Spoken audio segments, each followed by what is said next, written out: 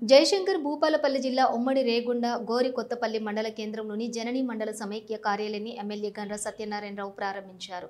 ఈ సందర్భంగా ఎమ్మెల్యే మాట్లాడుతూ రాష్ట్ర ప్రజా సంక్షేమ పథకాలలో మహిళా సోదరీమణులను భాగస్వామ్యం చేయడమే లక్ష్యంగా పనిచేస్తున్నామని అన్నారు. ఈ కార్యక్రమంలో PD Balakrishna, Narasaiah, PSCS chairman Vijan Rao, జిల్లా ఉపాధ్యక్షులు రవీందర్, ఓబీసీ సెల్ అధ్యక్షులు వీరబ్రహ్మం తదితరులు పాల్గొన్నారు.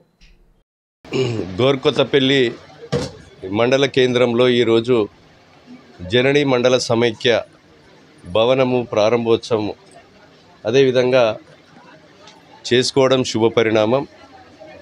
ఈ రాష్ట్రంలో ఉన్నటువంటి ఆడబిడ్డలందరికీ కూడా ఈ రాష్ట్ర ప్రభుత్వం గౌరవనీయులు రాష్ట్ర ముఖ్యమంత్రి రేవంత్ రెడ్డి గారి నాయకత్వంలో కోటి మందిని కోటీశ్వరుని చేరని ఒక దృఢ సంకల్పంతో గౌరవ ముఖ్యమంత్రి గారు ఒక పట్టుదలతో ఒక సంకల్పంతో ఈరోజు 18 నెలల నుంచి రాష్ట్రంలో ఉన్నటువంటి ప్రజా సంక్షేమ పథకాలలో మహిళా సోదరిమణులను భాగస్వామ్యులు చేయడమే కాకుండా ఈరోజు కోటి మందిని కోటీశ్వరులను చేరని ఒక సంకల్పం.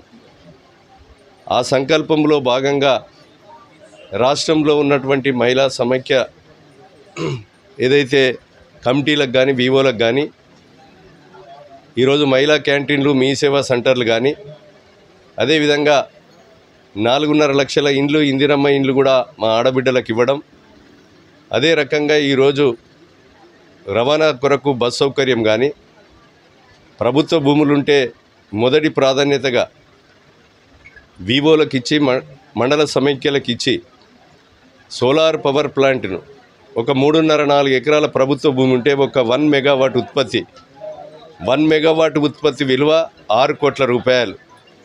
అంటే ఈరోజు ఒక 7-8 ఎకరాల భూమి ఉంటే 12 కోట్ల రూపాయల సోలార్ పవర్ ప్లాంట్ను 2 మెగావాట్లు ఉత్పత్తి చేసి 12 కోట్ల రూపాయల ఆదాయం తీసుకొని ప్రభుత్వమే ఈరోజు సోలార్ను పవర్ను కొనుగోలు చేసి వివో సంఘాలను పటిష్టం చేయాలని ఒక దృఢ సంకల్పంతో ఈ రాష్ట్ర ప్రభుత్వం ఉంది.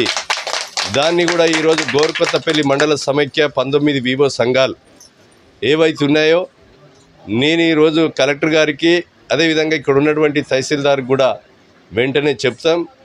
ఈ మండలంలో ఉన్నటువంటి ప్రభుత్వ భూములు ఏమైనా ఉంటే ఈరోజు పెట్రోల్ బంకుల కొరకు కానీ అదేవిధంగా సోలార్ పవర్ ప్లాంట్ కొరకు కానీ ఉపయోగించుకొని వివో సంఘాలు ఎదిగే విధంగా ఈ రాష్ట్ర ప్రభుత్వ సహకారం ఉంటుంది. మీ శాసనసభ్యునిగా నా సహకారం, నా తోడ్పాటు కూడా ఉంటుందని ఈ సందర్భంగా నేను తెలియజేస్తూ ఈరోజు గోర్కొత్తపల్లి మండల కేంద్రంలో నేను